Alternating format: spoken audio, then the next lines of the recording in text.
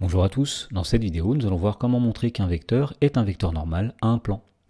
Dans l'exemple on nous dit soit OIJK un repère orthonormé de l'espace, dans la première question on nous dit soit n le vecteur de coordonnées 5, 1, moins 3, et ABC 3 points de l'espace dont on donne les coordonnées. Alors on admet que les points A, B et C forment un plan, et on demande de montrer que le vecteur n, eh bien, c'est un vecteur normal au plan ABC. Alors on va commencer par rappeler comment montrer qu'un vecteur n est normal à un plan. Donc, si P est un plan de vecteurs directeurs V et W, eh bien, on dira qu'un vecteur n est normal au plan P si le vecteur n est orthogonal à la fois à V et à W. Et effectivement, on voit sur la figure ici que V et W sont deux vecteurs directeurs du plan, et nous voyons que V est un vecteur qui est orthogonal à n, et W est aussi un vecteur orthogonal à n, ce qui veut dire que le vecteur n, c'est un vecteur normal au plan. Donc dans la première question, la première chose qu'il va falloir faire, c'est de déterminer deux vecteurs directeurs du plan ABC. Alors tout simplement, deux vecteurs directeurs du plan ABC, ce seront les vecteurs AB et AC. Alors nous allons calculer leurs coordonnées. Donc le vecteur AB, nous faisons les coordonnées de B moins les coordonnées de A. Donc nous faisons tout d'abord 0, moins 3, c'est-à-dire moins 3.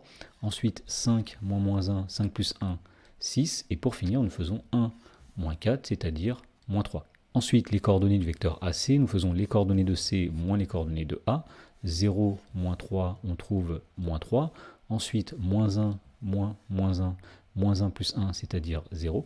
Et pour finir, nous faisons moins 1, moins 4, c'est-à-dire moins 5. Et donc, pour montrer que le vecteur n de coordonnées 5, 1, moins 3 est un vecteur normal au plan ABC, il suffit de montrer que le vecteur n est orthogonal au vecteur AB et au vecteur AC. Et pour cela, on va calculer le produit scalaire n scalaire AB, n scalaire AC, et montrer qu'à chaque fois, ce produit scalaire vaut 0.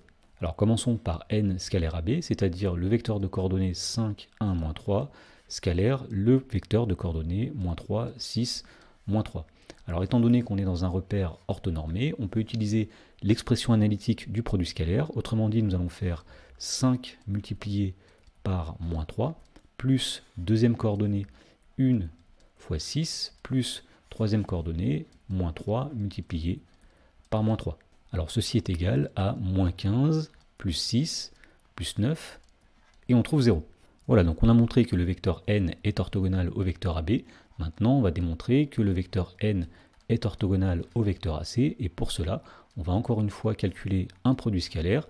Donc on va faire le produit scalaire du vecteur de coordonnées 5, 1, moins 3 par le vecteur de coordonnées moins 3, 0, moins 5. Alors, ce produit scalaire est égal, donc tout d'abord, nous faisons la première coordonnée de l'un fois la première coordonnée de l'autre, 5 fois moins 3, plus la deuxième coordonnée de l'un fois la deuxième coordonnée de l'autre, une fois 0, plus la troisième coordonnée de l'un fois la troisième coordonnée de l'autre, moins 3 fois moins 5. Et donc, on obtient ici moins 15, plus 0, plus 15, et on trouve 0. Donc, on vient de démontrer que le vecteur n est orthogonal au vecteur AB, puisque n scalaire AB vaut 0. Et il est orthogonal au vecteur AC, puisque n scalaire AC vaut 0. Donc puisque le vecteur n est orthogonal à deux vecteurs directeurs du plan ABC, on en déduit que n est un vecteur normal au plan ABC. Dans la question numéro 2, on nous dit cette fois-ci, soit P le plan, donc une équation cartésienne est 2x moins 5y plus 3z moins 4 égale 0, et n le vecteur de coordonnées moins 6, 15, moins 9. On nous demande de montrer que le vecteur n, c'est un vecteur normal au plan P. Alors dans ce cas-là, nous n'avons pas de vecteur directeur du plan P, mais à partir de l'équation cartésienne, on peut en déduire un vecteur normal au plan. Et donc pour montrer que le vecteur n est un autre vecteur normal du plan, il suffira de montrer que ces deux vecteurs sont collinéaires, puisqu'effectivement, si on a un plan P qui est ici, si on connaît un premier vecteur qu'on va appeler par exemple m, qui est un vecteur normal au plan, et bien pour montrer qu'un autre vecteur n est un vecteur normal au plan, il suffit de montrer que ces deux vecteurs sont collinéaires. Alors tout d'abord, un vecteur normal au plan P, c'est le vecteur m qui a pour coordonnées les coefficients qui sont situés devant x, y, z dans une équation cartésienne de P. Donc par exemple ici, ce sera 2, moins 5 et 3. Ensuite, pour montrer que le vecteur n qui nous était donné est un vecteur normal au plan, il suffit de montrer que n et m sont des vecteurs collinéaires. Donc pour cela, on va faire tout simplement la division des coordonnées de l'un par les coordonnées de l'autre pour montrer que les coordonnées sont proportionnelles. Donc les coordonnées de n, c'était moins 6, 15 et moins 9. Les coordonnées de m étaient 2, moins 5, 3. Alors lorsqu'on fait moins 6 divisé par 2, ça donne moins 3. 15 divisé par moins 5, ça donne moins 3. Moins 9 divisé par 3, ça fait moins 3.